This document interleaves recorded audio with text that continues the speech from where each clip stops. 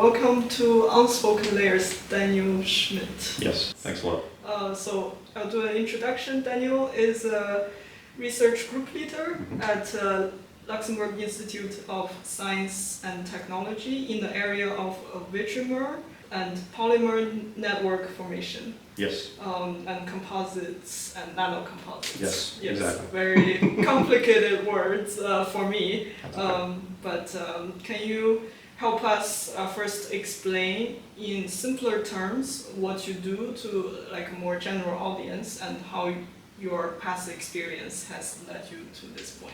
I can try. So the official title of the group is Sustainable Polymeric and Particulate Materials.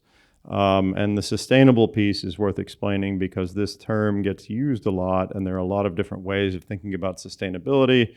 Sometimes the term is a bit abused as well. The way that we think about it is really any means that we can imagine that will allow us to reduce the harmful, unwanted impacts of any materials that we develop. So, for instance, we might focus on materials that are derived from plants instead of petroleum resources. We might look at materials that are designed to be inherently recyclable. We might look at materials that are designed so that they can be easily repaired so that you can extend their lifetimes. We might look at materials that are derived from waste. There's a variety of different ways that you can achieve sustainability. And so those are some examples, but in general, that's the overall focus, is achieving sustainability through one or more of those various means. So polymeric materials, what does this mean? Well, this for most people means plastics. It's a little more complicated than that. Rubber also counts. Not everybody thinks of rubber as a plastic, but it's related.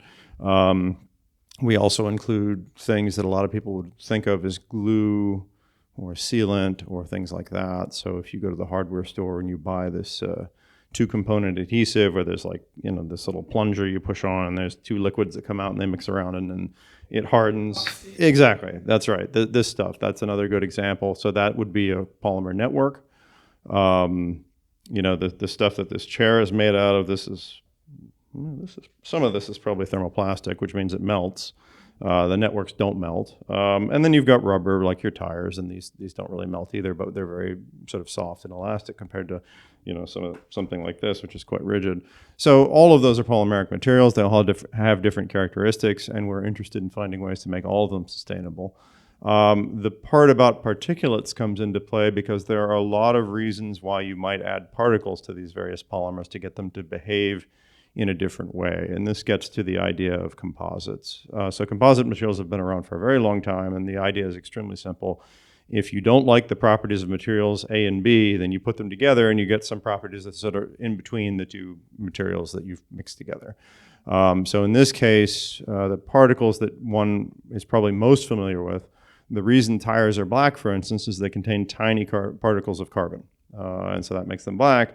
That's not why they're in there, because no one really cares what color the tires are, but they're also there to improve the mechanical performance of the tire, to make them a little bit stiffer, to make them wear better, and this sort of thing. And so we also look at particles. And to give an example there of how those might be sustainable, you can imagine deriving particles from bio-based feedstocks as well. So there are ways to get carbon-based particles from petroleum or from non-petroleum sources. You could imagine ways of making them out of wood derivatives. So for instance, we've got in our group the capacity to produce what's called nanocellulose, which is just really, really, really, really, really finely ground paper, for lack of a better way of describing it.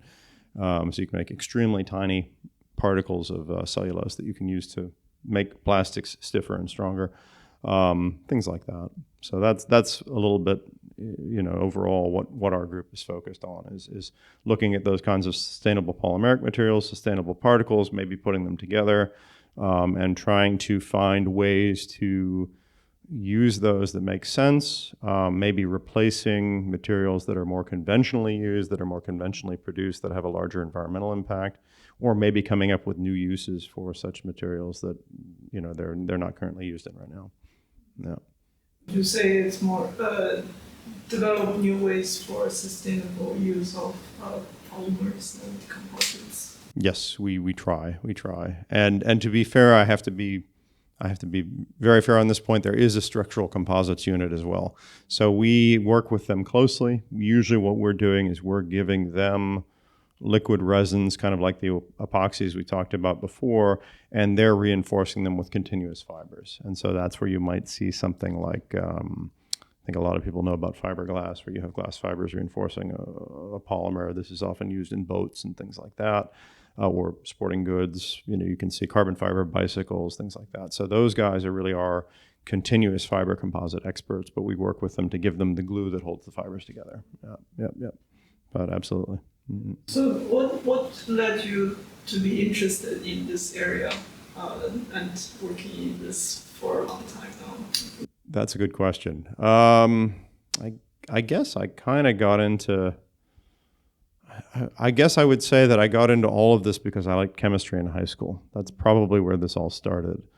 I had a very good chemistry teacher, very nice guy, and it was a subject that I was good at, and I enjoyed the topic and was always interested in finding ways to apply that. So when I went to undergraduate, initially I thought I was going to be a chemical engineer because logically, well, if chemistry is the pure science, then chemical engineering is the applied science. And then I found that chemical engineering basically involved a lot of related rates problems. And like, you know, if this reactor is having things put into it at this rate and you're taking things out at that rate, then, you know, how do you make sure that nothing fills up or empties out too fast or whatever? So it's very important, but it wasn't very interesting to me. It was really a lot of I don't know, a lot more math and a lot less chemistry than I was hoping for, I guess.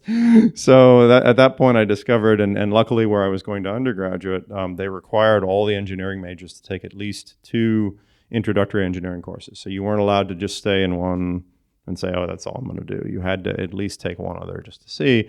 So I looked and found material science and said, oh, okay, well, let's see if that's more along the lines of what I'm interested in. And indeed it was, because there you actually get to make sort of tangible objects based on your knowledge of materials processing, which includes a lot of chemistry, not always, you know, the kind of chemistry that we do in our group, but it can certainly include that. So yeah, I was in that major, and where I was going to school in Pittsburgh, they had a very strong focus on iron and steel making because that was the history of Pittsburgh, just like in Luxembourg, where they had a strong history of iron and steel making as well. And so I learned a lot about that, but I said, I don't know, there's not enough chemistry here. I'm also interested in sort of molecular solids, if you will, so materials that are consisting of large molecules, polymers, plastics, whatever you like. And there's not a whole lot of that in this. So then I declared a second degree in chemistry. And so I was getting a second degree in chemistry in parallel with the first degree in material science. And that background was very good preparation for my doctoral studies, which were also in material science, but focused on plastics, basically, or polymeric materials, silicone rubber in particular. So everybody knows silicone because it's the stuff that you use in your bathroom to seal around the bottom of your, shower stall or what have you. And that's what I started working on at that point was putting particles into silicone, very, very, very fine clay particles into silicone, and looking at the properties changes that resulted in that. And so that's sort of the path that got me into looking at polymeric materials and particles. The sustainability piece, I think, came a little bit later on. I spent a couple of years as a postdoc in France working for a big German chemical company that was on super insulators. And then I became a professor of plastics engineering at the University of Massachusetts at Lowell. And at that point, they had an institute on campus called the Toxics Use Reduction Institute, which is a very interesting place. They always seemed to run on a shoestring budget. It was really a shame that they never got more money than they did, but they were created by the Commonwealth of Massachusetts government. And their whole mission was to help companies replace potentially hazardous materials with less hazardous materials. That was their whole reason for existing. And very early on, I thought to myself, oh, that's a nice idea, and maybe there's some opportunities there. So I think they actually gave me my first research grant. Very small. They never had a lot of money, like I said, but we still liked working with them because what they were doing made a lot of sense.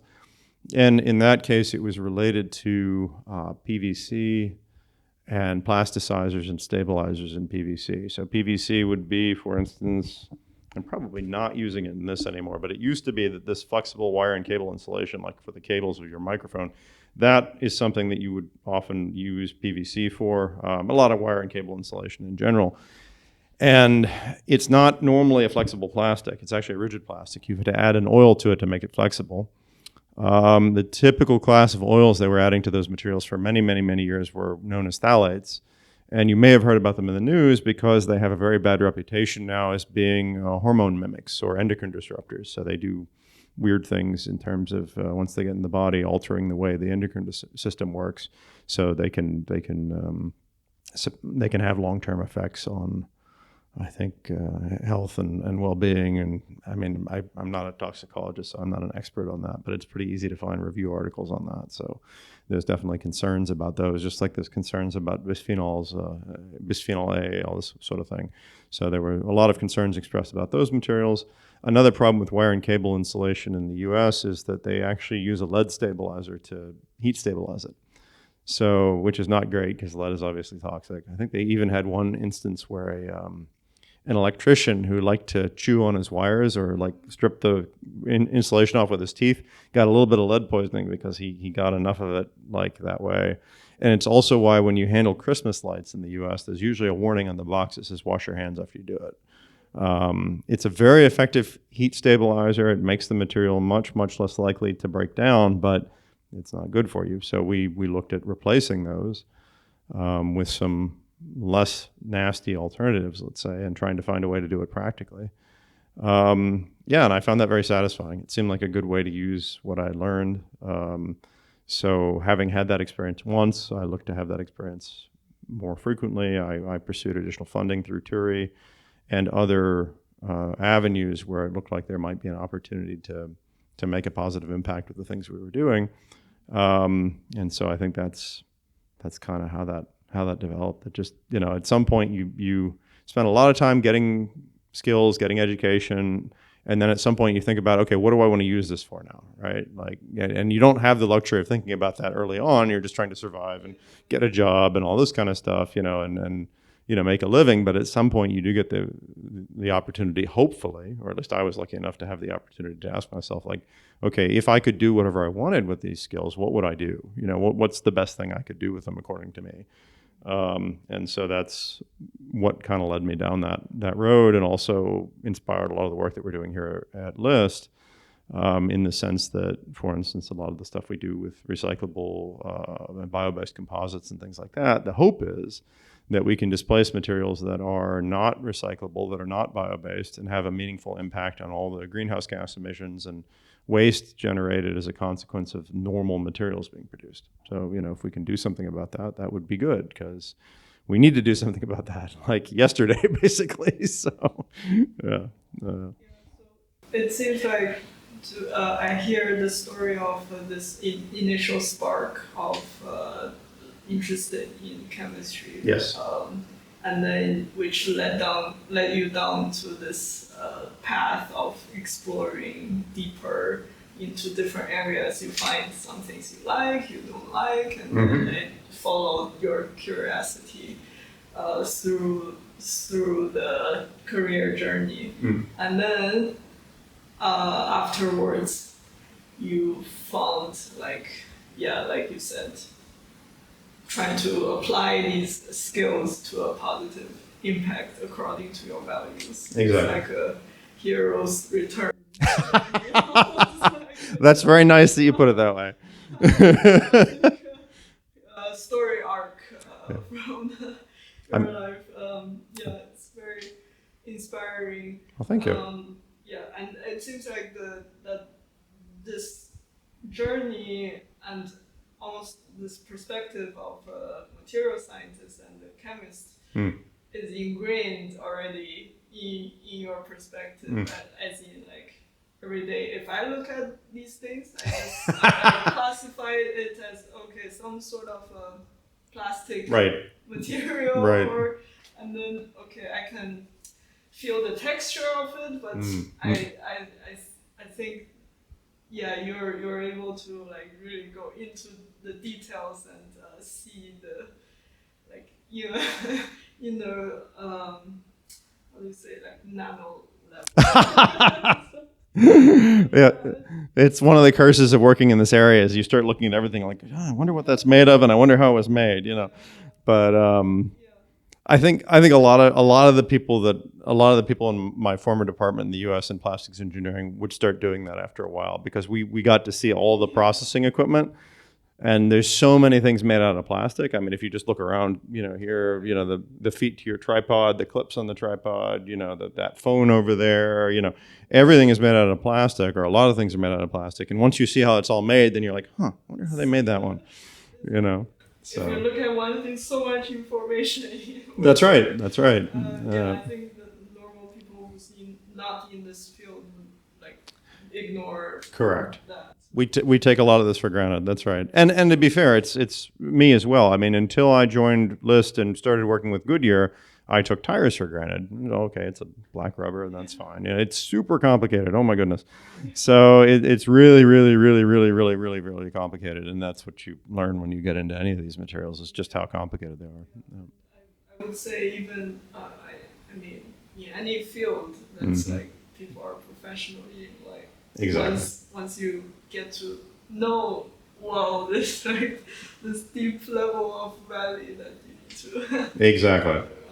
Which typically if you're not in this field, like you can, like for me, I can take these things for granted, but I gain like more appreciation for the people who's like working behind these things. Yeah. But you know all your AV equipment. You probably know way more about that than I do, so that's okay. Definitely when I got into, I mean, manufacturing, like how things are made, whereas like you guys develop a material and then I decide like how can I shape this material to the products. So I see very detailed like how things are made in how like materials are processed into products we use. So I can go very much in detail to talk about that. Sure. But I find like there's some synergy in terms of. Absolutely.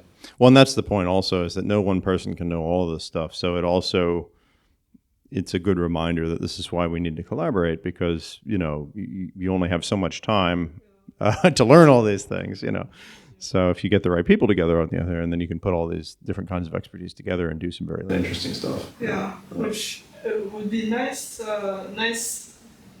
segue into the next thing I want to talk about, which is you mentioned that your parents are artists. Yes.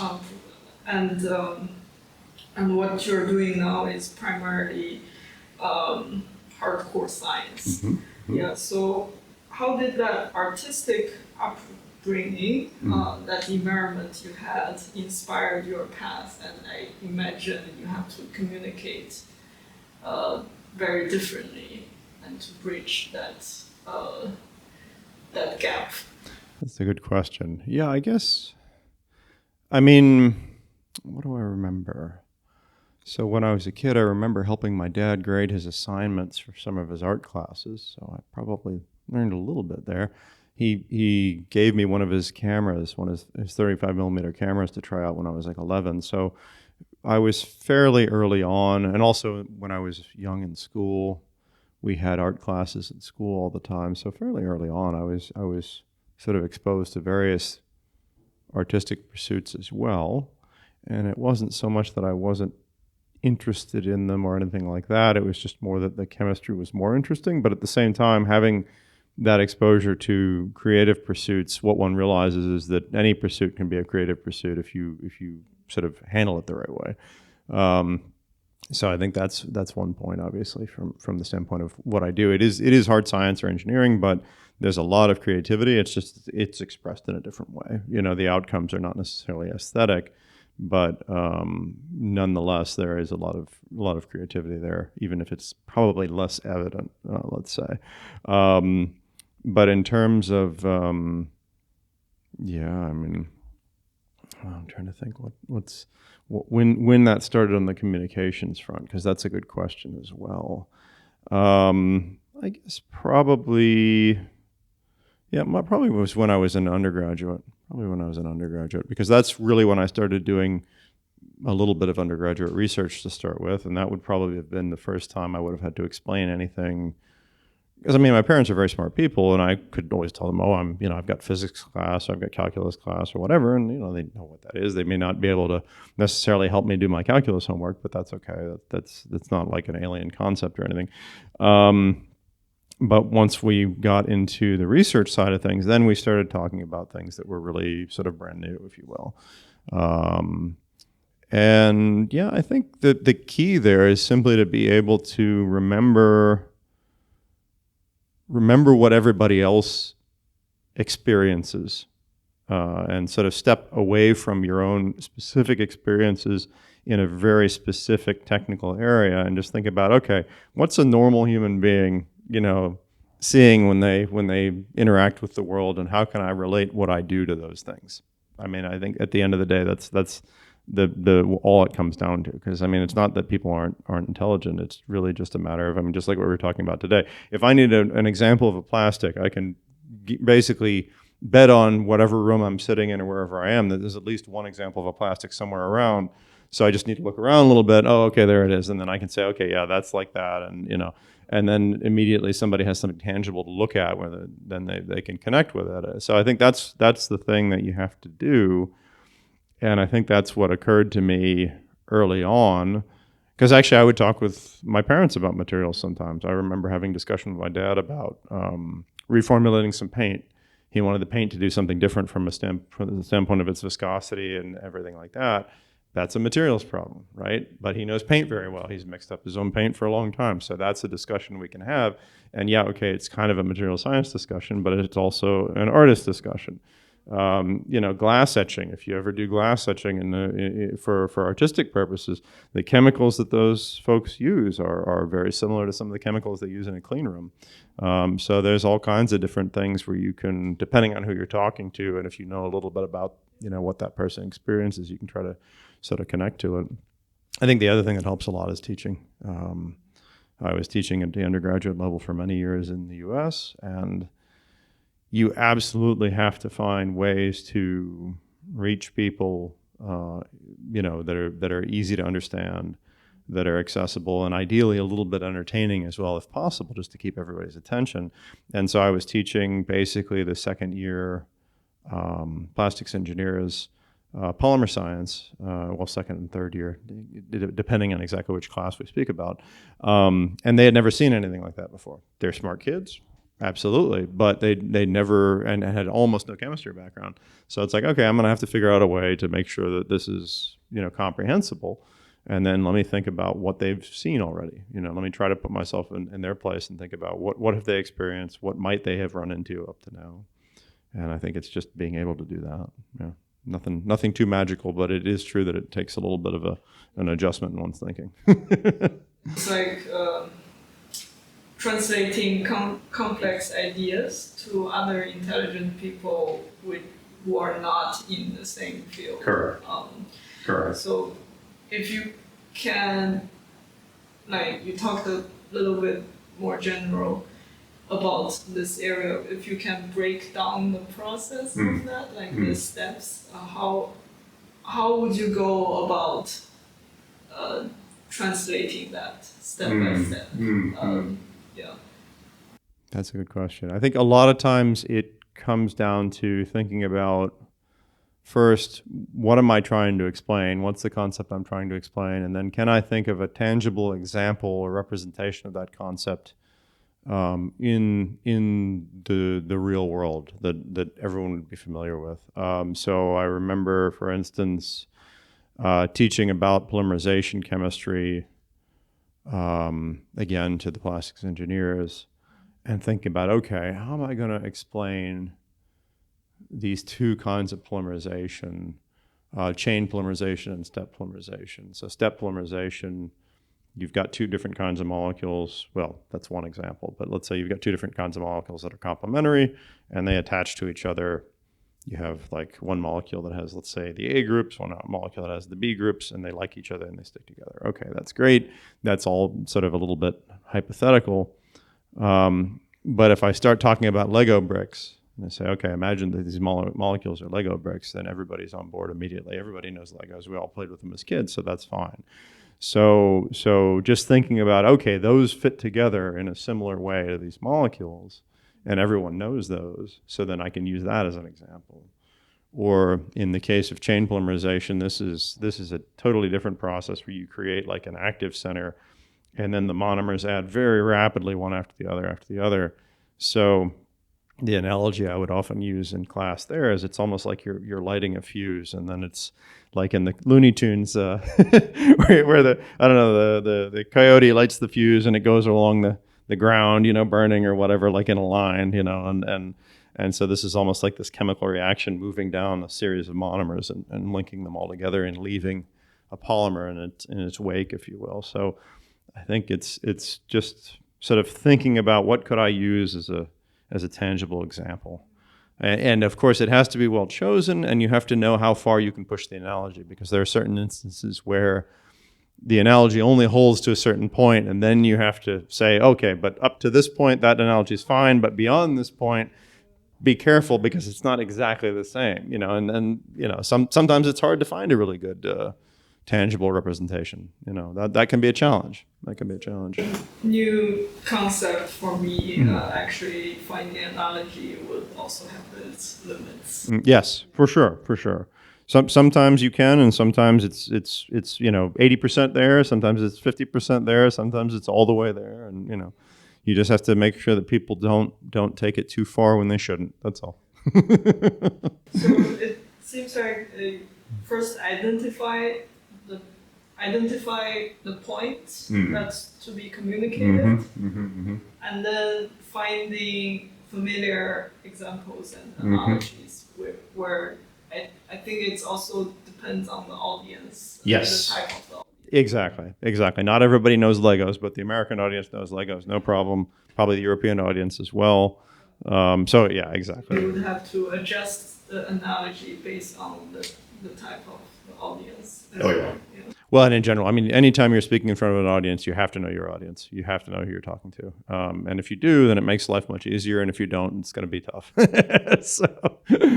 try to make it entertaining. Yes. To catch the attention. Yeah. That's a very, very good tips. Is this something that you consciously think about a lot, trying to communicate? Because for me, I only realized the importance of communication maybe not too long ago. Is it something that you innately knew, or you learned along your way as well? I think I always had an appreciation for it, but I didn't maybe apply it to the scientific side of what I was doing as early as maybe I might have. I think that has taken more time. But I always read a lot. As a kid, I was really reading quite a bit, and also as a teenager, as a young adult, et cetera. I don't get a chance to read as much as I'd like now, but I would certainly do it if I had more time. And then the other thing I did is I was actually doing quite a bit of creative writing coursework when I was an undergraduate, and that was really good training as well, just in terms of thinking about communication and word choice, and also being very focused. If you're doing creative writing and you're trying to get a point across, you have to maintain the reader's interest, and you have to make sure that you're not distracting from the point. So you really need to make sure that absolutely every word and phrase you've got in your piece is bringing them along with you and is focused on whatever point you're trying to communicate. And like I said, for that, it's very good training, because unfortunately, a lot of us in the sciences are otherwise not so well prepared, and it's very easy to write something where it's going in 10 different directions, and maybe it's not so clear and that sort of thing. So, over the years, one of the things I realized is that it's one thing to do good research, but you also really, if you really want people to appreciate it, you need to have a story to go with it. And it needs to be a compelling story that people will listen to and be interested in. If you can't do that, then it doesn't mean what you're doing is bad by any means, but it may mean that it may not reach as many people and it may not have as much of an impact as you'd like it to. So in that respect, it is very helpful to be able to come up with a compelling narrative that people are interested in and will follow along with. Yeah, so I think that's something where I had an early appreciation for good writing, compelling narratives, etc. And it took me a while to realize that, oh wait, that's actually really relevant for what I'm doing now, and probably I should think about that more often. Yeah, I mean, actually, when I was writing my PhD thesis, I remember I decided the introduction to that. I went back and wrote like a short history of silicones, and I was able to put my hands on the original paper from 1891, I think it was, because Cornell had a copy of it in their library. It was written in German, so my German is terrible, but I could still kind of figure out where, okay, there's this part where the guy makes an oil and he doesn't know what to do with it, and it's not acting in any normal way. But that was really cool, and so that gave me an opportunity to write more of a narrative introduction of like, this is the history of these materials. And I remember one of the committee members said they enjoyed that part of it because it was interesting. And it's like, oh, okay, that's good. This is how you can get them to read what you write.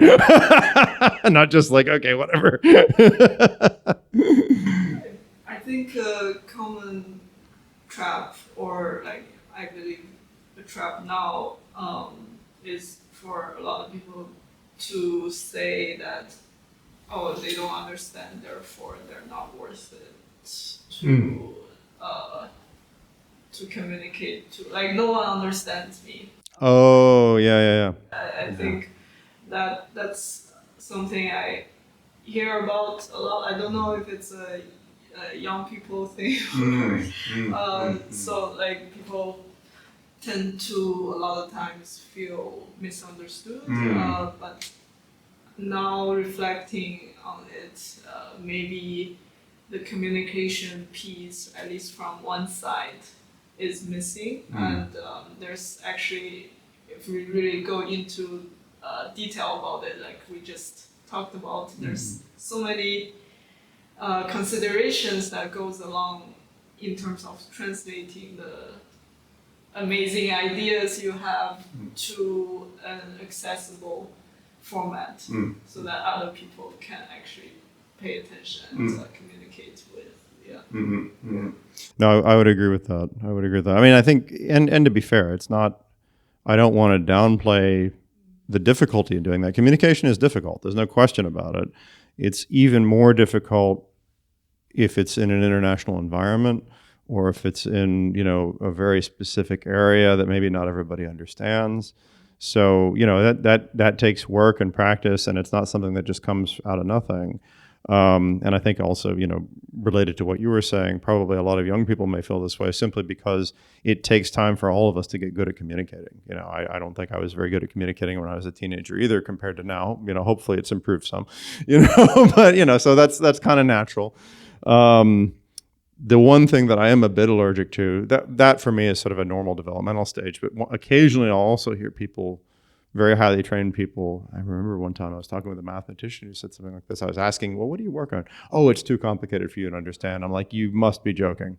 Like, for real? Like, if you tell me that, then you're just being lazy or you don't understand it well enough. Like, sorry, but that's I think there's this, I don't know if he really said this or not, but there's certainly this famous quote that is always attributed to Einstein, where he said, you really understand something if you can explain it to your grandmother or something like that. And I mean, another one that you often hear is teaching something is the best way to ensure that you really understand it. And I completely agree with that. So I don't believe this idea that any of this stuff should be so complicated that no one can understand it but you. I mean, if you really believe that, then probably your ego has gone wild, or you just suck at communicating, or both.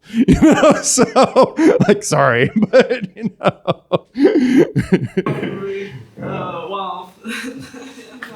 It's not good to be dismissive of other people's intelligence.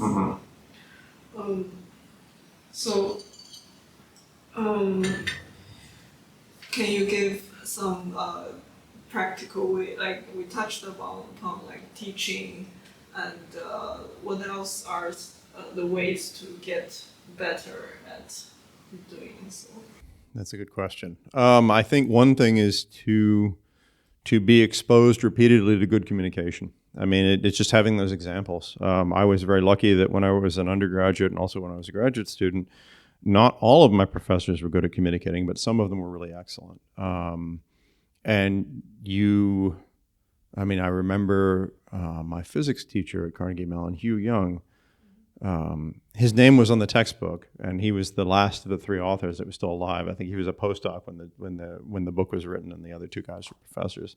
Such a nice guy, and he really knew how to communicate with people. And I just remember he was making things seem so easy to understand. And I think once you've been exposed to that, and I mean, there's a million ways to do it right. It's not that there's only one way, but you just have to sort of be exposed to enough people that you meet some who communicate well, and then you focus on what are they doing that allows me to understand them so well, and you can get nice examples. He was very entertaining. He was very clear. He didn't use long convoluted sentences filled with jargon that no one knew or anything like that. So yeah, I mean, it's also by trying. You have to try stuff and see what works. I would go into the classroom, and sometimes I'd have an idea and I try it out and it worked, and there'd be other days where it didn't work so well. And you learn that way too. I mean, that's the other thing. I think the creative writing classes were very good for that. We had an assignment every week, and we had to read it to the class every week, even if it sucked, even if we knew it sucked. That's rough, because you're going in and you're like, oh, this is not going to be good, But then you get feedback, and they give you feedback on like, well, here's, what would be better, or here's, what would help me to understand the point you're trying to get across.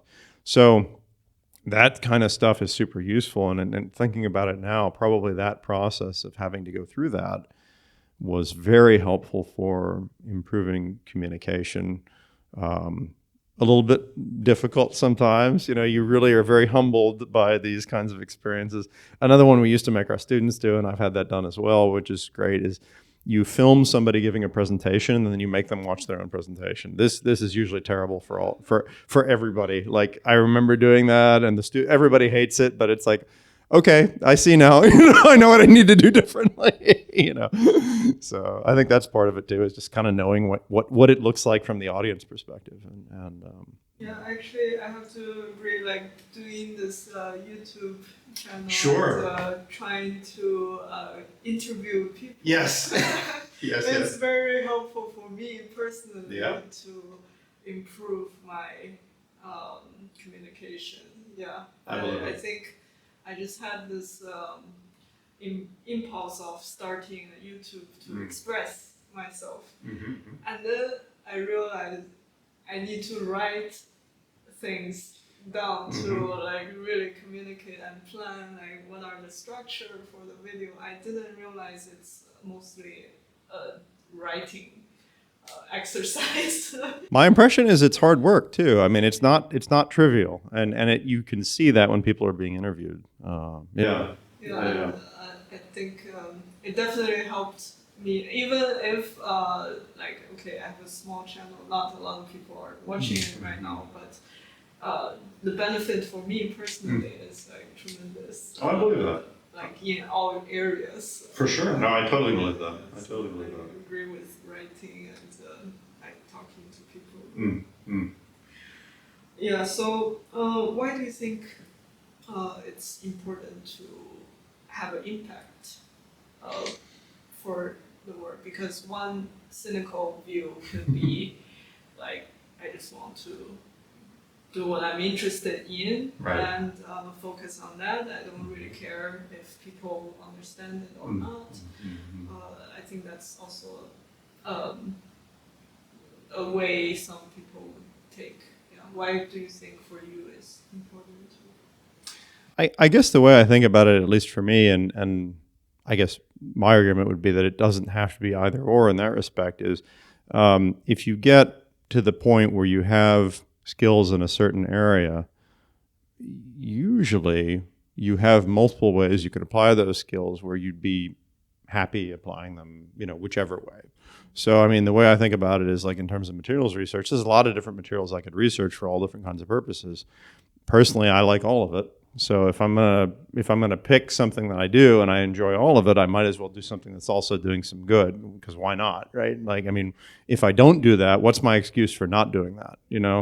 Is I guess the way that I would think about it, because we need that. It's very, very clear, and there aren't that many people with the kind of training that you have or I have or the people in this building have. And so if they all just decide, oh, I'm just going to do whatever I want and forget about everybody else, we're in big trouble because there's nobody else, right? Those are the people. Those are the only people. I remember I did some calculations on that at one point, just trying to figure out like what fraction of the population, does the kind of work that, I don't know, the polymer community does or whatever. And I mean, there aren't that many people. There's probably, tens of thousands of people or something like that in the world, in a population of what, like 7 billion people. So that tiny fraction those are the people that everyone's relying on, right? If there's going to be solutions, it's going to come from those people or not at all. So like, again, when you think about it like that, it's kind of like, well, what's your excuse for not doing it? Because like you got all this education, you were lucky enough to be born in the right place and have the right support to be able to get to that point. Most people don't ever get that lucky. So like, if you're not going to do that, like really, like, okay.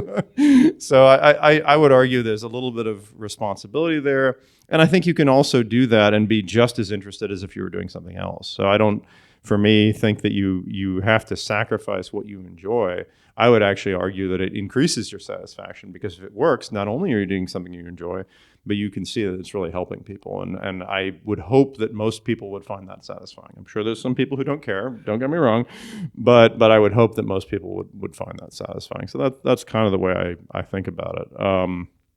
Yeah. And I'd like to believe that, that's something that everybody is fully capable of doing. I don't think it's anything specific to any person. Anybody who's highly trained can choose to use their skills however they want. And I mean, the other thing I will also say is I've got a family, and I'd like my kids to grow up in a world that's not completely destroyed, even if it's not heading in the best direction, let's say. So there's also that aspect. I'd really like to know, whenever I'm retired and everything like that, that I did what I could with the skills that I had to try to have a positive impact, so that hopefully, when they're living their lives, maybe things are, if not better, at least less bad. I don't know, like if that makes sense.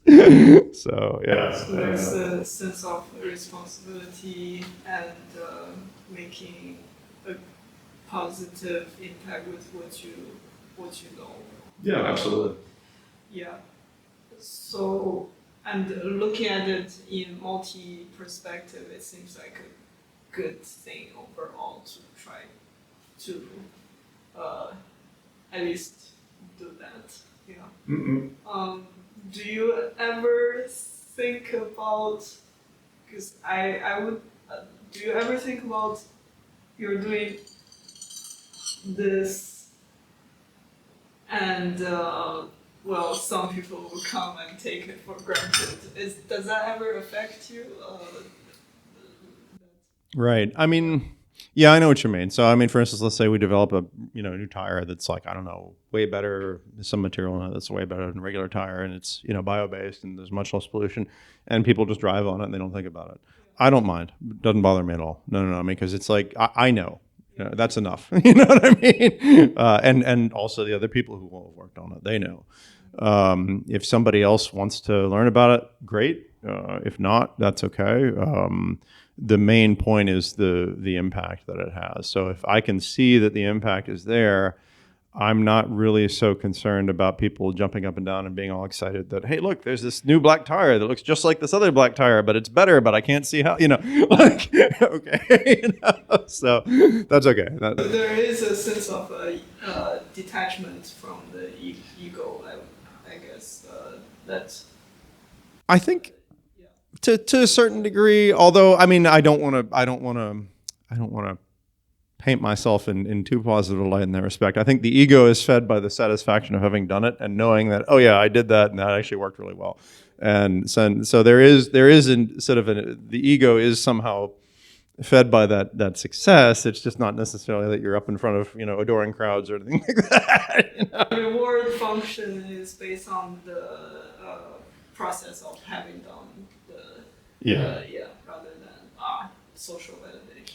Yes, I would say that's fair. And actually, I would link that back to, and here I think I was very lucky as well. My parents had me in a Montessori school when I was very young. And one of the things that you learn via that kind of pedagogical approach is that you're learning for your own benefit. It's not for somebody else. It's not to get a good grade. It's not to impress everybody. It's for you.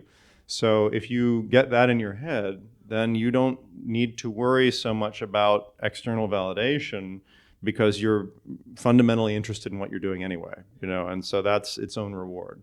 And I think that really helps a lot. I think that's really helped me a lot throughout my career because, I want to understand these materials because I'm interested in them, and in that respect, it's very selfish if you think about it, but it works out in a positive way.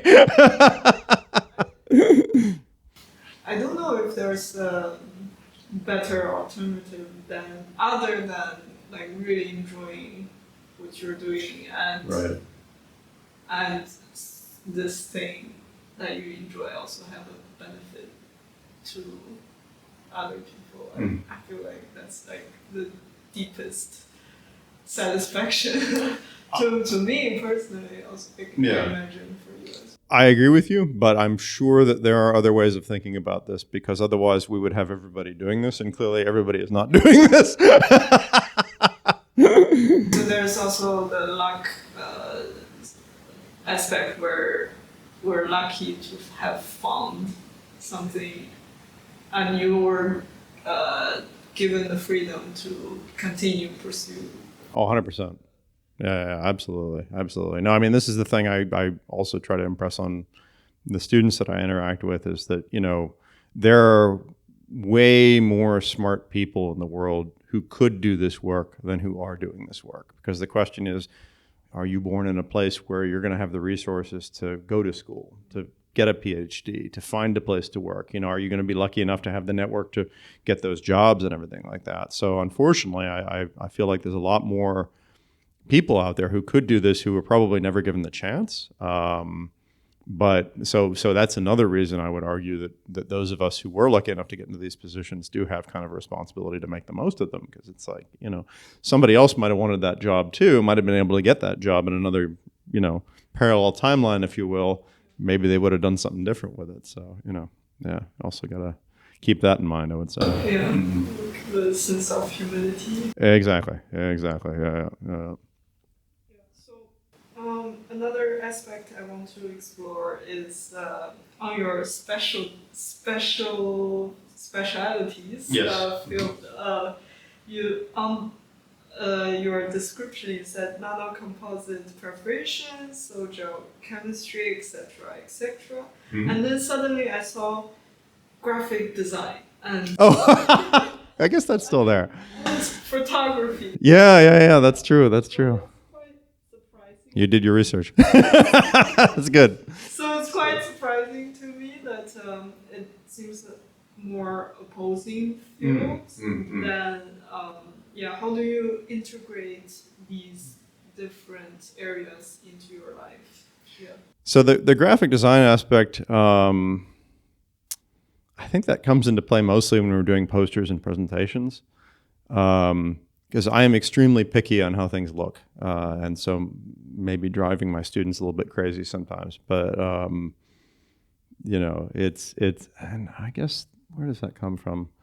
I remember having to do some of this in high school, and it was almost like technical drawing or technical graphics, but it needed to look perfect, if you know what I mean. Like, it's almost like what the architecture people go through, where you have to, it's kind of in the direction of engineering. You're drawing a building, or you're drawing a part or something like that, but it needs to look absolutely right, and if you screw up something just a little bit, then it doesn't look right, and you can immediately see it, and it's like, so I think that kind of stuff, I don't know, it just from an aesthetic standpoint, that always kind of struck me that, okay, this is important, and if something's going to be represented, it needs to be represented well. So in the context of the research that we do, for me, it means that the presentations and posters we present, a lot of care needs to go into not only what they contain in terms of the information, but how they look. And it's along the lines of the oral communications. If I want to get people's attention, I need to be able to tell a compelling story. If I want to get people's attention visually, I need to present a nice visual. And if it's got clear defects in it, or there's something that's drawing your eye away from the point because you screwed up the font over there, or the color's wrong, or things are misaligned or whatever, then that's as bad as having a story that has a bunch of digressions and where things are not expressed clearly. It's kind of the visual equivalent of less than stellar, let's say writing or oral communication. So I guess in that respect, it's all kind of related. It's really about sort of keeping the focus where it needs to be and not distracting with anything that doesn't belong. And I mean, the photography, as I mentioned, my dad was nice enough to give me a film camera when I was one of his many film cameras when I was 11 to play around with, and I kind of continued from there. So that was always a hobby of mine. I really liked that. And I guess it's kind of similar in the sense that a lot of what you do in photography has to do with framing and light and making sure that what you are capturing is what you want to capture and not anything else. There's nothing extraneous and there's nothing distracting. And if you think about a good scientific presentation, it's the same. There shouldn't be anything extraneous and there shouldn't be anything distracting. The medium is obviously different. It's PowerPoint versus a photo, but the idea is nonetheless the same. There's going to be some sort of underlying theme, and you're trying to keep people focused on that theme and avoid that they get distracted by anything else, and hopefully make it interesting enough that it's worth looking at. So to me, it seems like there's the human intent, and how can you bring that human intent to its honest expression, whether it's for science or whether it's using photography to express like the intent. Yes, exactly. The medium shouldn't get in the way of the intent if you do it right. Yeah, that's ideal. Yeah. But how others perceive it, I guess you would not be able to control. Like at least what the creator of the work can do is to have the honest expression using whatever tool. Mm-hmm. And then you keep your fingers crossed. Because people may or may not like it, and they may come up with surprising interpretations you didn't think about, and that's normal. So that's like, I would say this approach is common whether you're talking about art or science. It's both trying to express it in the intent in the most honest and accurate way. Yeah. I think that's right. Yeah. So, do you think this artistic aspect also are influenced by your upbringing and your parents? Probably. It's hard to put my finger on like a specific instance. So it was probably more of a question of sort of environment and just, a little bit here and there, day by day, that sort of thing. But yeah, I mean, I was also around people, like my best friend's family was really into music and literature and things like that. So I don't think there were any people that I grew up with who were really into science and engineering. It was really much more literature, arts, music, this sort of thing, which was a good exposure for sure. I don't know how they ended up with a chemist in the end, but that's okay. But yeah. So yeah, I guess it a little bit here and there sort of rubs off on you over time. That's probably the best explanation. Yeah. So what made you decide to come to Europe from the US? You had a stable life there, and you are a citizen. You don't have visa issues or anything. Not yet. Keep your fingers crossed, right? I mean, yeah, exactly. No, it's a good question also. I mean, so it was interesting. There's a couple of things, some personal, some professional. So my first professional stay in Europe was as a postdoc. That was in Strasbourg. There I was working for BASF, as I mentioned, I was working with them in a lab that they had rented at the University Louis Pasteur, which is now University de Strasbourg. And the focus was on super insulators, so basically nanoporous materials for thermal insulation, the world's best insulating foam, if you will. And the way I ended up there, I actually met the woman I married in graduate school, and she's French. So that was when I was a PhD student, and we met. Oh, there's all kinds of funny stories about that. Yeah, it was like 2001. But funnily enough, we had run into each other without knowing each other like a year previous, because I had gone to my first big conference, the American Chemical Society conference in San Francisco in 2000, to give my first major talk in any kind of international conference of that sort. So I was very nervous, and I gave my talk. And then just after me, a French woman gave her talk. And actually, no, I think she was before. She was before because I was half paying attention because I was so nervous about my own talk. Anyway, that was my future wife, and she was interested in meeting not me, but my research advisor, who didn't come and sent me instead. So I was very disappointed that he was not there, because she wanted to work in his group, and she ended up working in his group, and that's how we met. But once she was done, she got a professor position in France. And I looked for positions in France as well. And I mean, part of it was, of course, that I wanted to be closer to her. But another part of it was, it was really funny. I had a German professor at Cornell who had joined shortly after I had. And to be, I almost wonder if I wouldn't have worked with him if I would have come there a year or two later. He's a very nice guy. We got along very well. We still see each other from time to time. But he sort of observed me over the years that I was at Cornell, and he said, I think you'd really like it in Europe, and one of my former students is setting up a group over there with BASF. Why don't you talk to him? And so that's kind of how that happened. Yeah, so basically, I in parallel with my future wife getting a professor position in France, I had managed to find this postdoc, again, thanks to this connection with the German professor I knew, who thought I would have a nice time there. And he was definitely correct. Really a nice research group, very nice people, and a very nice working situation. So we had a lot of support from BASF, but we were in an academic environment. So that was much more relaxed than working at their central R&D. We were in the Institute of Jean-Marie Lens, so we got to see a Nobel laureate, like wandering around the building, on a weekly basis or whatever. That was really cool. Excellent food, and they used to tease me and are you sure you're American because you like German beer and French cheese and European football and all this kind of stuff. So yeah, that was great. I really had a nice time. I still keep in touch with a lot of the folks that I worked with there, and have very nice memories of that time. So I think coming back to your question about what made me move to Europe, I had a really good experience there during that postdoc. I actually was looking for ways to stay there at that time, and I unfortunately was not able to find any permanent positions in Europe at that moment, although I did talk to, among other people, a Belgian scientist who I had known about for many years because he was friends with my former PhD advisor. And, I had always been impressed by the work he did. And so at some point I visited his labs and was talking with him about a position. He unfortunately didn't have anything either, but we kept in touch. And this becomes important later.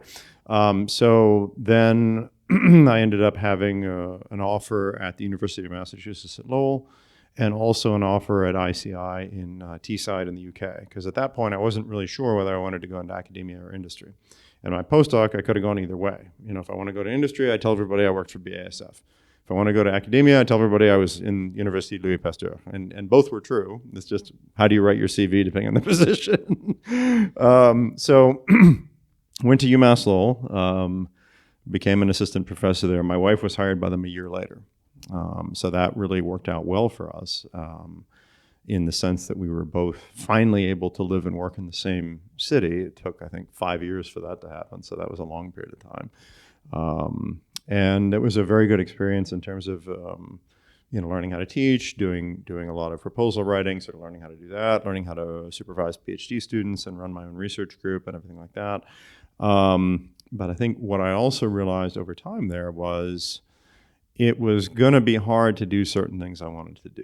The institution had a very strong focus on plastics processing, definitely one of the best places in the world for that. They still are, and a lot of nice people. But on the more chemistry side of things, they just weren't really set up for it. And it wasn't anybody's fault. It was just factually that was how it was.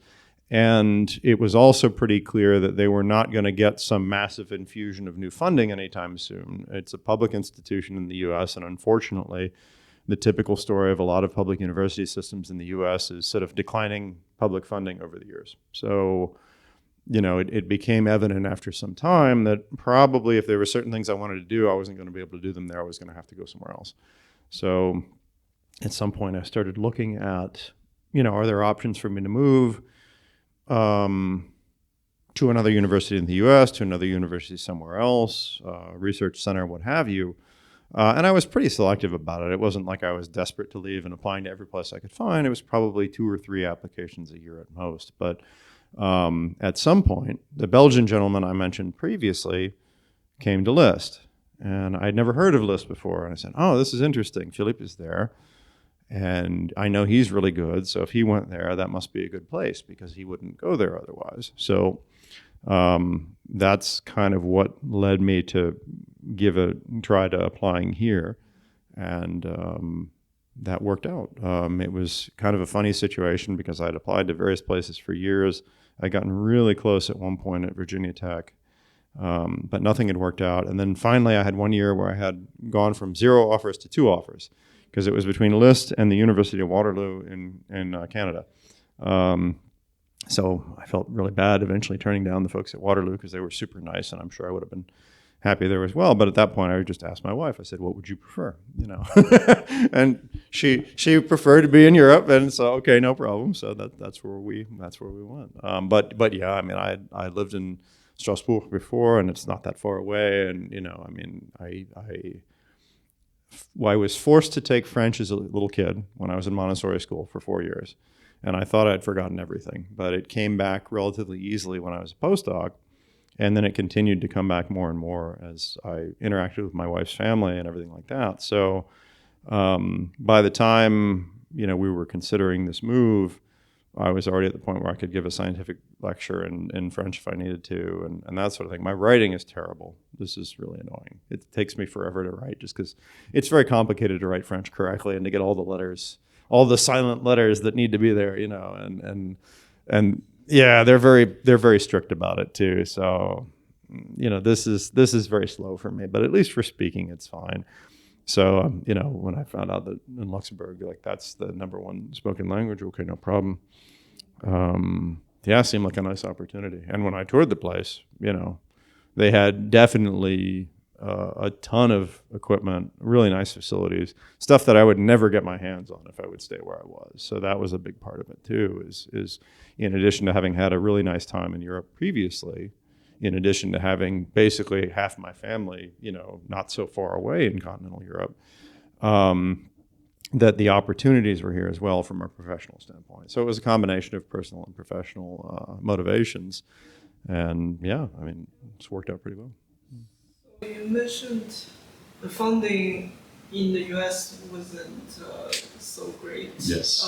Yes.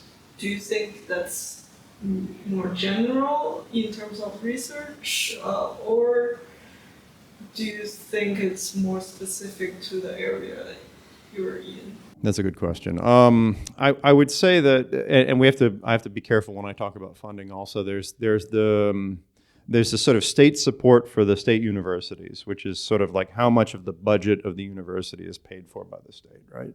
So our university system, the University of Massachusetts system, is a state-run university system. So normally they should get a certain fraction of their budget from the state just for operating expenses, completely separate from research.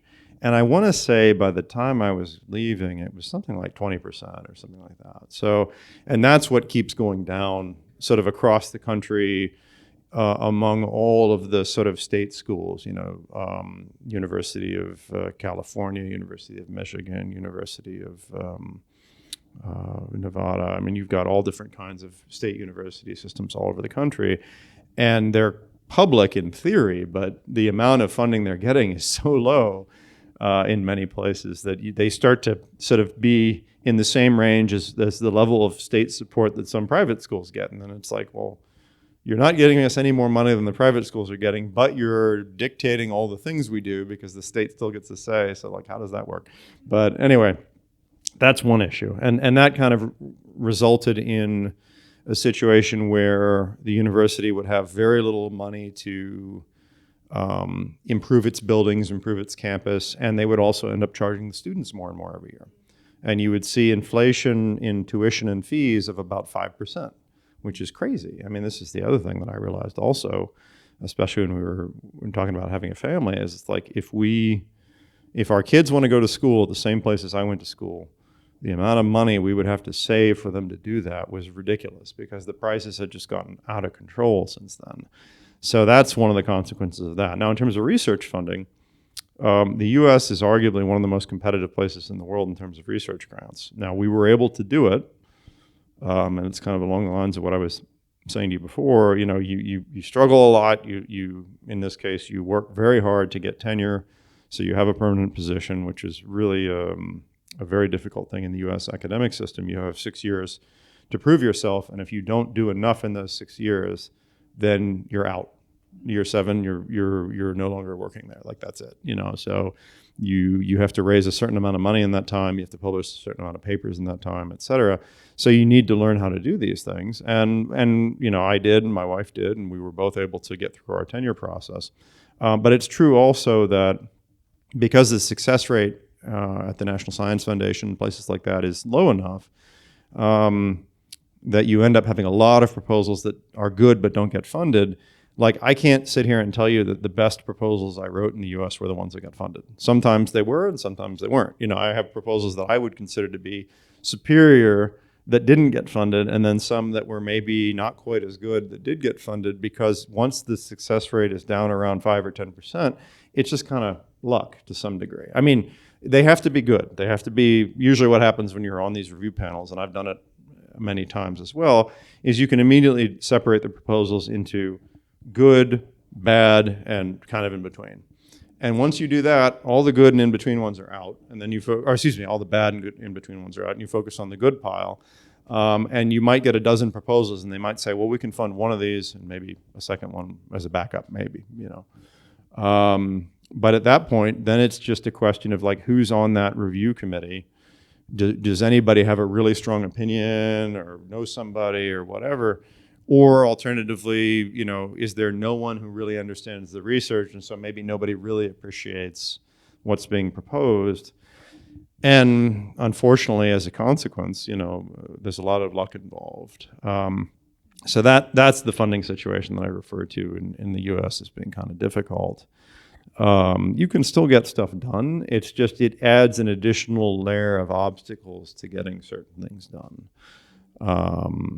So more energy needs to be spent. Correct. On something that's not meaningful to the research, but yeah, and I mean, people have limited amount of energy. Correct. It's like paying your taxes. It's necessary to get the benefits, but it's not the part where you're getting the benefits. You know, you have to do it. It's you know, you do learn and you do improve your skills by doing it, but it's not really, for most people, like what they're super like excited about doing. It's really the research that they want to do, and this is sort of a means to an end. That's right. Would you say the system here is less like better, or like at least in terms of your area? It's different, and it's interesting to see how the differences are. Yeah, it was really funny to make the transition from writing in the U.S. for the NSF to here. There's certain aspects that I like. There's certain aspects that I like less. But I don't want to say that it's either better or worse. I mean, one thing I will say is that the funding rates here are a little bit higher. Like even for the ERC grants, which are quite competitive, my understanding is those are still in the 10 to 15% range. Versus more like 5 to 10% for NSF. Now in France, the ANR grants, those are probably 5 to 10% as well, is what I've heard. So that's as competitive as in the US. The other interesting thing, or a couple of other interesting things, is sort of where people focus. And it's really interesting because I think it's sort of a comment on how the research culture is a little bit different. In the US, you focus primarily on the technical approach. So you're writing up your proposal, you're writing up all your technical ideas, and if your technical idea is well thought out and convincing, and you've shown that you've reviewed the literature well and that sort of thing, that's typically what will get you a high score. And the focus is, I would say, less, I don't want to say not at all, but much less on who you are and what you've published before. They will pay attention to this to some degree, but if you've got a really good idea, even if it's something that maybe you haven't done a ton of work in previously, if you've got a really good idea, maybe a little bit of preliminary data, that's okay. My impression is that in Europe, there's a much stronger focus on the CV of the person or the people, and a little bit less of a focus on the specific technical details, where it's more like, okay, let's look at this person's profile. Do they have the kind of profile that makes them an expert in this area? If yes, then okay, we trust that they're going to figure this out. They've got the right background, they've got a ton of papers, they know what they're doing, no problem. And if they don't, even if the idea is good, well, how is this person really going to do that? Because they don't really know this field that well. So it's a little more focus on the CV and the strength of the CV, and there's actually less room to describe the technical approach. So in the NSF proposals I've written, I think it's usually 15 pages single-spaced, and most of that is technical. Here, for the National Research Fund, it's double-spaced and shorter. So there's a lot less space to put in a lot of technical detail. So you actually don't have room to go into that level of detail. You're kind of obliged to keep it at a relatively high level, and then you have the CVs there, and you try to justify that your team is very well qualified. And I mean, I think bottom line, you can make it work either way. It's not that one is superior to the other. It's just, it's different, you know. But what it also means, I had a professor of mine at Cornell who eventually left Cornell and moved to Europe, and he said, according to him anyway, and I think he's right about this, the US is a good place to establish yourself, and Europe is a good place to continue your career after about 10 years. So like sort of once you've built up that CV to where you've got a certain reputation in an area, then it's much easier to make it in Europe because now you've got the CV and you can justify why you deserve funding. Whereas in the US, you don't necessarily need that CV so much, you just need the ideas and then you can get the support for it. I think that makes sense.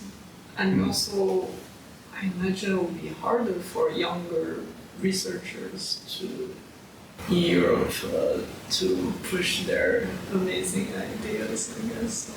It's a different system in the sense that typically what you need in Europe is you need a patron. So you need ideally your PhD supervisor, your postdoctoral supervisor, somebody like that to sort of be promoting you and supporting you and publishing with you. And I think that's typically the system where you've got like the head of the lab and then the various people in that lab, and they're kind of mentoring you and helping you, and so helping you to create a profile for yourself so that after a few years of working with them, now people say, oh, okay, this person is a student of this person, and that person is really good, and I see now that this person is publishing with them, and they're also really good, so now we're going to recognize that their CV is sort of at the level.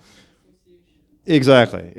And whereas I think it's really interesting there as well. I remember my wife told me that in France, the typical story is that you do your undergraduate and your PhD and your postdoc in the same lab, and then maybe you get your professor position in that lab as well, which is completely unheard of in many, not everywhere in the US, but in most places in the US, this is relatively rare.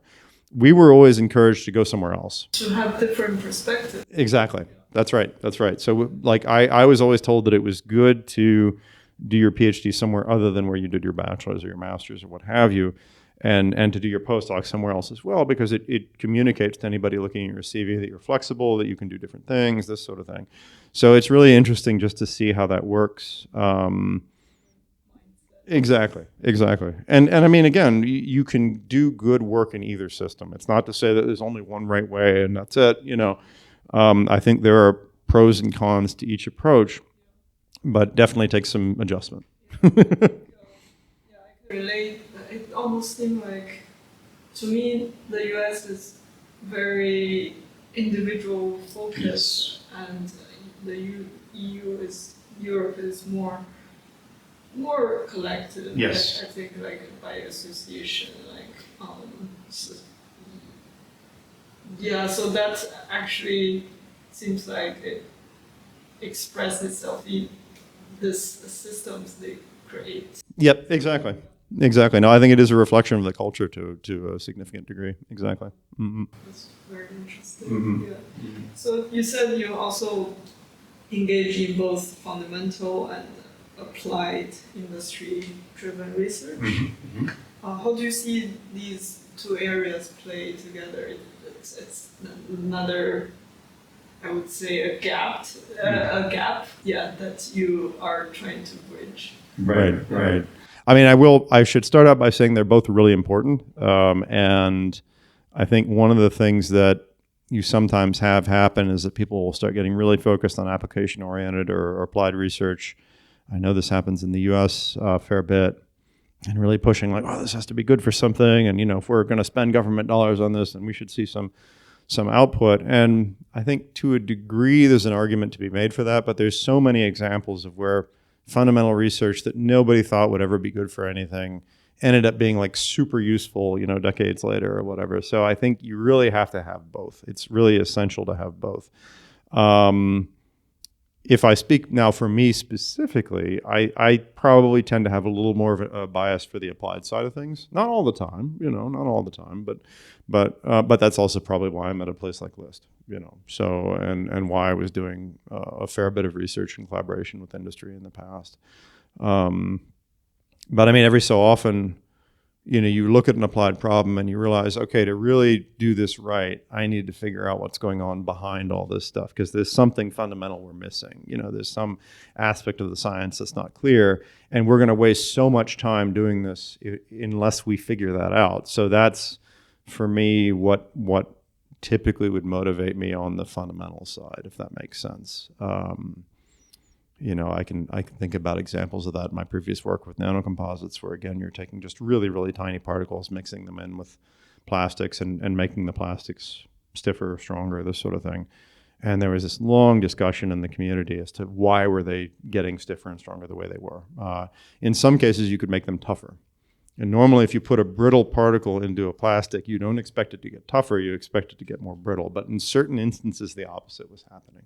And the question is, why is this happening? And there were all kinds of discussions about that like 20 years ago that probably nobody remembers, or very few people remember now. But that was a good example there, where it's like, okay, if we want to use these things, we really need to understand that. And so we actually did some work at some point to try to figure this out to some degree. And actually, yeah, I mean, I'm still involved in some very fundamental work on polymer behavior as well. But typically with the idea in mind that, okay, if we figure out this fundamental science, it's going to be useful here and here and here and here, So even there, the applications are not completely out of mind. Whereas there are also people who are absolutely doing pure fundamental science and not thinking about any applications at all, and that's valuable too. We need that as well. We don't want to throw that away, because that's you never know what you're gonna find and what could be useful later on. Yeah. So. Yeah, I think at some point I was interested in maybe doing research, but it seemed like the risk of putting everything into a subject where you might never see it applied is to me seems quite high. Oh, it's possible. It's absolutely possible. But it is very admiring when people can dedicate their lives into very fundamental research. It almost like you have to have a belief or deep faith in, or maybe you're just very, very interested in, like very driven by this curiosity of wanting to know. I think that's right. I think for a lot of people, it really is just sort of wanting to understand, like, why does this thing work the way it does, that sort of thing. Yeah.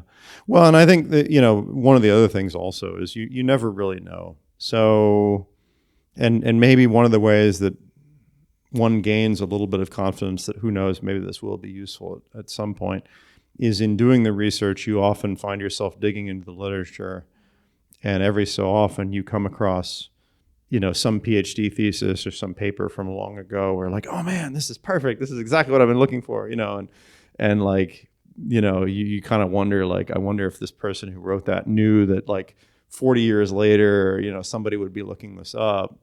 And whenever that happens, I usually try to remind the students about that. It's like, so somebody may look at this again. So that's why I'm going to give you a hard time to make sure your thesis is well written, because indeed someone may actually read it at some point. But you're right. It's a gamble effectively. You never really know. Although I guess one could argue also that really on the applied side too, it's also a gamble. And there's a lot of reasons why quote unquote good technologies don't make it, even if they're technically superior, even if it looks like, this company backing or whatever as well. So it's hard to find the path to guaranteed relevance, let's say, or guaranteed impact. So I think that's another thing too. And this is where I'd say for me at least,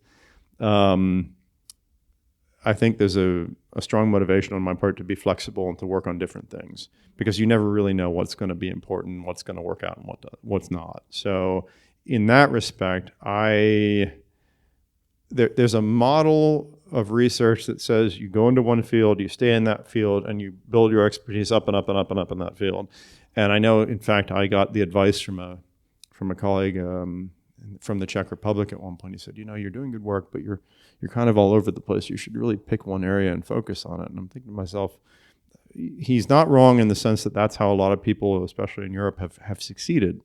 But that seems awfully limiting to me. And I like the idea of changing from time to time, because you learn stuff that way.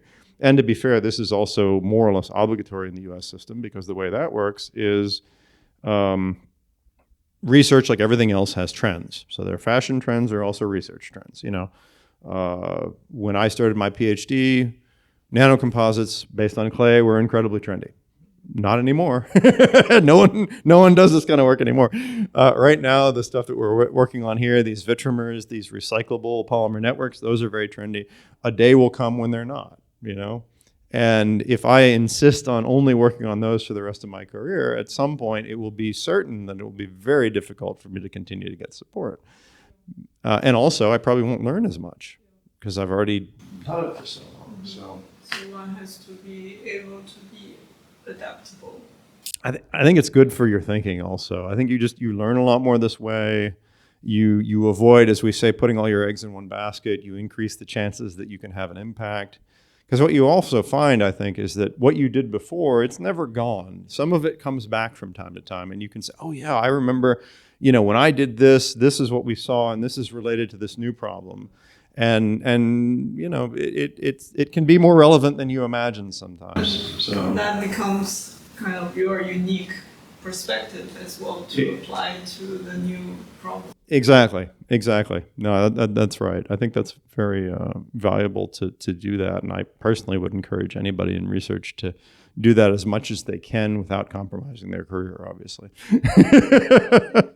It seems like one has to find this balance between finding a somewhat trendy topic so people actually care about to found it. Mm-hmm. But also not completely fall into the trend and doing what everybody else is doing. Yeah, and just staying there. Yeah. Yeah, I agree. No, that's right. It's very hard balance. It can be. Yeah, it can be. I mean, I think if you know the field you're in well, I'd like to believe that you can, if you think about it, you really sit down and think about it and sort of put aside a lot of the more day-to-day and practical concerns about how am I going to get my next grant or whatever, that a lot of people would probably be able to come up with, yeah, probably this is something that might be important in the future, or something like that. I mean, I'm not saying you can necessarily predict what the next thing is going to be, but I think people can do more along those lines than maybe they sometimes give themselves credit for. I think one of the issues is that a lot of times we're so focused on like how to get through next week and next month that we don't necessarily think like 5 or 10 years down the road. And But I think if you take the time to do that, then you can probably think a little more clearly about, here's some new areas that it might make sense to keep an eye on at least. And maybe that's something that I want to eventually look at in the future once what I'm currently working on is no longer so easy to support, because it will happen. And I think this is also something that you learn over time. When I was a PhD student, I didn't know it worked this way at all, But, as you go on and do this more and more, you realize, okay, this is how it works. And I do need to probably think ahead a little bit to see, or to imagine what could be next. And I mean, the other thing I would also argue is that there's what's trendy as far as the funding agencies are concerned, and there's also what's being produced industrially. And so when I mentioned nanocomposites, they went through the usual hype cycle. I'm sure you've seen the curve. It goes up, and then it goes way down, and then it kind of levels out. So those materials are being used now. For sure, they're being used. They work fine. They're used in commercial production. Nobody's making a huge deal out of them, but that market exists. And so what it does mean is that if a company wants to work in that area, and they want to talk to an expert in that area, then there's still somebody to talk to. Maybe it's not the National Research Fund, maybe it's that company, but there's still a place for that kind of expertise. It's just not the same place. And that's where the sort of more application-oriented stuff comes into play, where then if they actually want to use it in practice, they're very happy to have somebody who worked deeply in that area. And I'm sure it'll be the same thing with the materials we're working on now. There's a lot of attention. There's a ton of papers right now. Eventually, this is going to go down. But even so, if there's really a commercial promise to those materials, they're going to be commercialized. Somebody's going to want to know how to use them, and they're going to come back and talk to the same people who worked on them at some point. So, yeah. I want to dig a little bit deeper. Sure. One more abstraction layer beneath this idea of bridging the opposing sides. Mm-hmm. It seems like there is a narrative or pattern for your life to try to bridge opposing sides together. You're like almost automatically or consciously or unconsciously integrating these areas.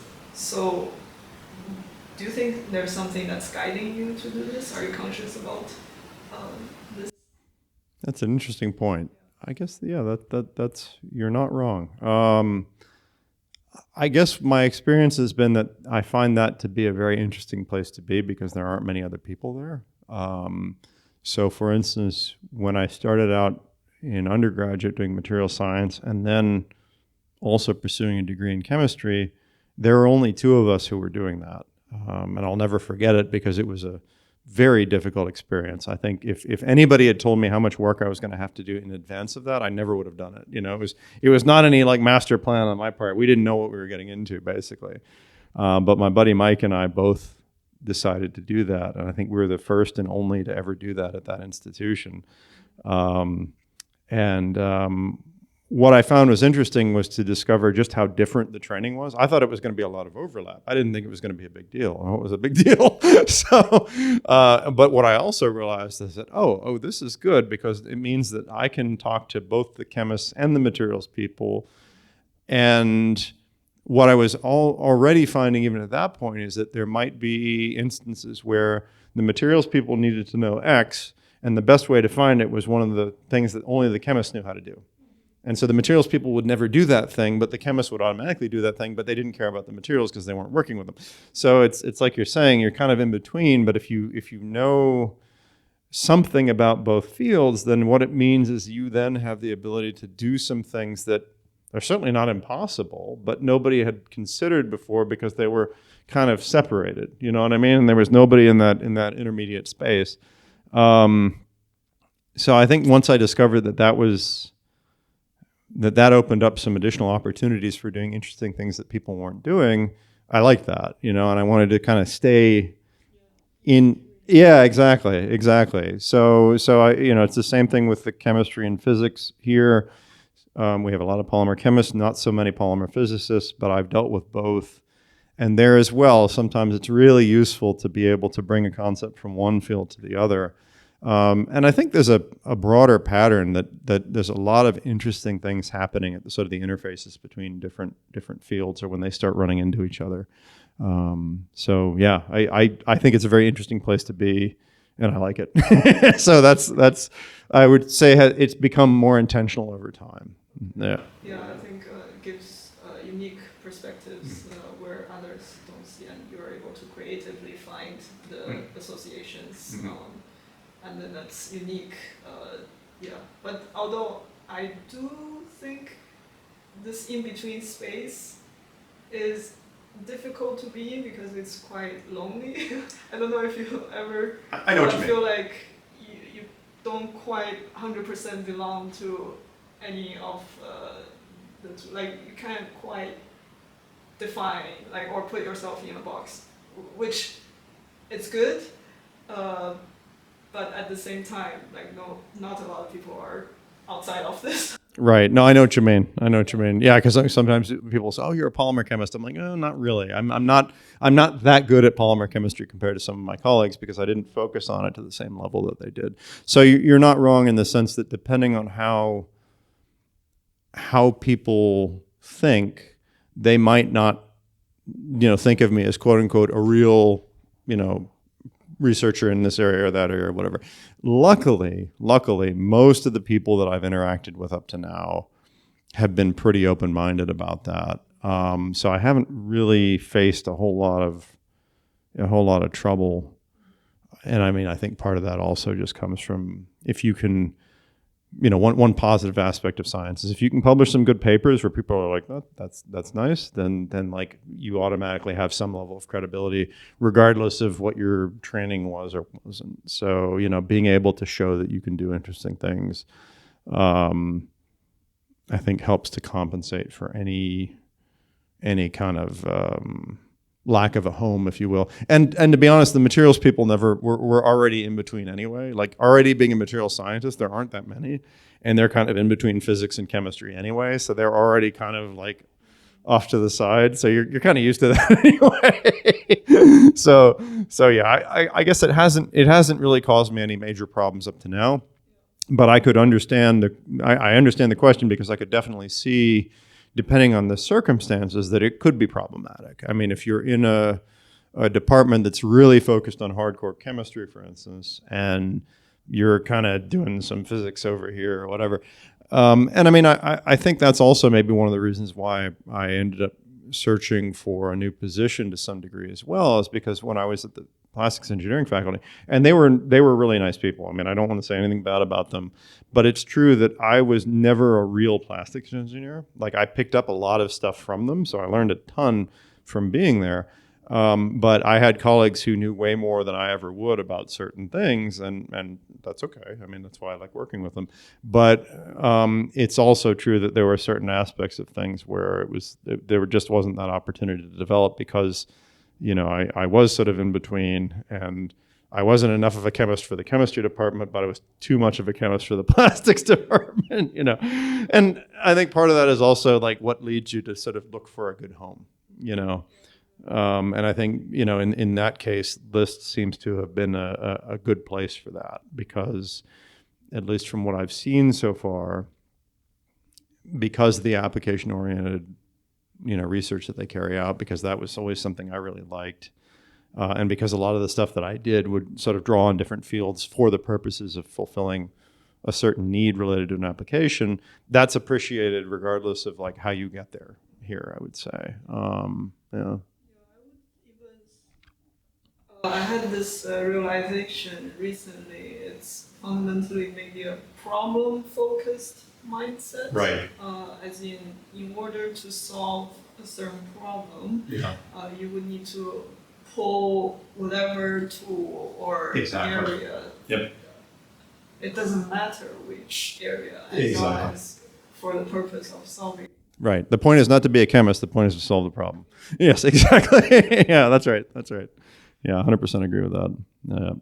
And I mean that was also something I was trained on at a young age. And in the middle school I was at, they had a class that was literally problem solving. That was the class. It was like a special program that they had for some fraction of the student population that had come there for, I guess, I forget what they called it, but I think it was like the science and engineering kids or whatever. And they had a problem solving course that we all took, and I always found that very interesting. Yeah, because that's where the satisfaction comes. Did you solve the problem? Yes. Okay, that's satisfying. So yeah. Where somehow you almost have to be in this in-between space, because only using one like deep area cannot solve a really complex. You need access to as many tools as possible. You don't need to be an expert in every single tool. You can find an expert, but you need to at least know that they exist so that you can say, oh, I bet I could do it with that and that and that, Yeah. Yeah. What contributes for you to have this mindset? It's from something you develop or something innate, you think? That's a good question.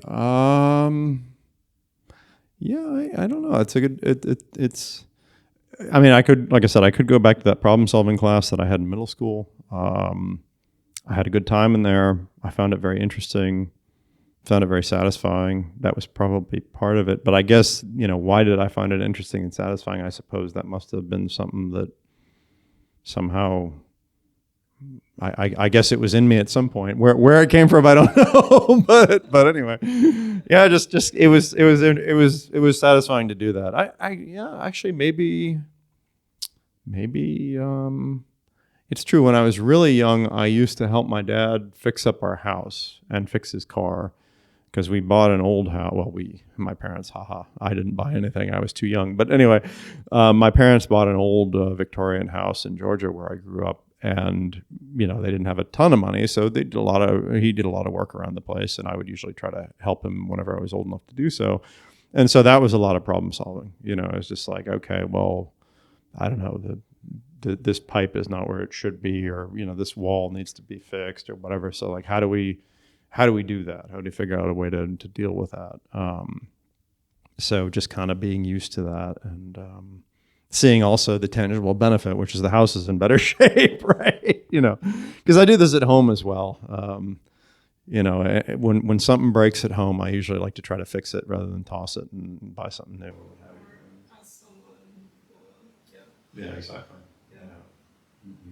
Yeah, I think for me, this type of mindset came definitely also from building something hands-on, and you see all the problem and then solve it on the spot. And at that point, when you're in the middle of making something, you just need to use whatever you have around you. Exactly. Be resourceful with the.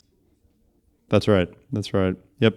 And then when you actually pull it off, and especially as a kid, if you actually manage to fix something, that's like a minor miracle. Like I remember I used to do a little bit of electronics repair, and I knew how to solder and stuff like that. And, just being able to take something that was completely broken and actually make it work again is very satisfying, especially at that age, because it's not something that, yeah, I mean, it's, I didn't have lots of friends who were doing this or whatever. So it's like, oh, that's cool. That actually worked, so, yeah.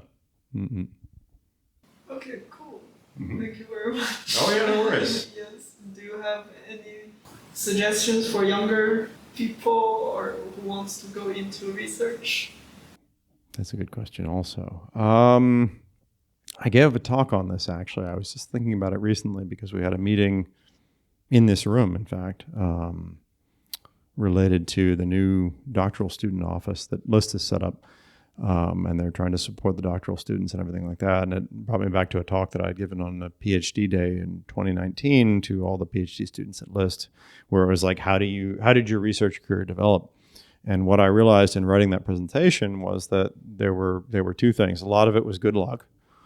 And then a lot of it was also recognizing and making the maximum or making the most of any opportunities that came my way, So the luck part is hard to do anything about, right? If you're born to reasonably well-off parents in an industrialized nation, you've already got a huge advantage versus the majority of the people on the planet. So don't forget about that. That would be the first thing. But then the next thing is, if you see opportunities, if you can network with people, if you can find connections that allow you to take the next step in your career, I think most people who got anywhere in their careers, that's how they did it. It wasn't, I mean, I don't want to say it wasn't because of hard work. Of course, it's always because of hard work and individual effort. But on top of that, that's necessary but not sufficient. On top of that, it's also, I mean, like I was mentioning to you before, I got along well with this German professor. He told me about his former student setting up a lab in France. If I hadn't gotten along with him, interacted with him, was social with him, you know, if he hadn't sort of seen how I was, I probably wouldn't have gotten that position. You know, if I hadn't gotten that position, I never would have been used to working in a French-speaking country and working in Europe. Maybe this position wouldn't have been so comfortable, you know, and there's lots and lots of things that I can look at in retrospect and say, oh yeah, you know, that was possible because of this, which was possible because of this other thing that happened and all that. So just, you got to keep an eye out for opportunities, network well, don't hesitate to talk to people. I think that's also where social intelligence really comes into play. That's huge. It ties back to the beginning of communication. Exactly. If you're off in a corner and you're not talking to anybody, it's going to be a rough ride. Let's put it that way. I mean, you can still do it. Don't get me wrong. It's not impossible, but statistically, your chances will definitely be lower than if you're doing a good job of establishing relationships and doing it in an honest way as well. Not just like taking advantage. Exactly. Because I there's also, you know, folks who are very good at self-promotion, and there's not a lot behind that. And this, I'm highly allergic to this. You know, so there needs to be something behind it. But if you're honestly, you know, putting yourself out there and establishing relationships that you really do care about and that are meaningful to you and that sort of thing, I do think that's helpful, and those can you know, help you out in the future. And the other thing is, you never know who you're going to run into in the future. So it's good to keep that in mind as well, that anybody you interact with, you might see them again, you know. So if you have that mindset, then it may alter the way that you interact with them, even if you don't get along with them so well, you know, or what have you. You may see this, especially in Luxembourg. Luxembourg is a small place, you know.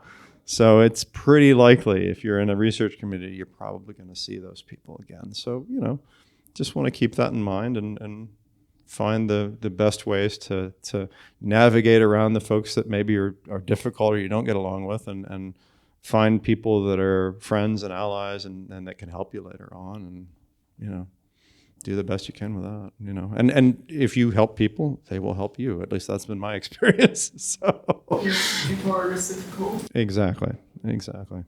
That's right. Or if they're not, then you know, okay, I'm not going to do that again. So you learn something. Either way, you get something. Either you get help or you get knowledge, one or the other. So yeah, I have a lot more questions to ask you about that. So we have to do this again. All right. Fair enough. For today, I think thank you very much No for problem. sharing your knowledge with me and the audience. That's what. No worries. Thanks for doing it.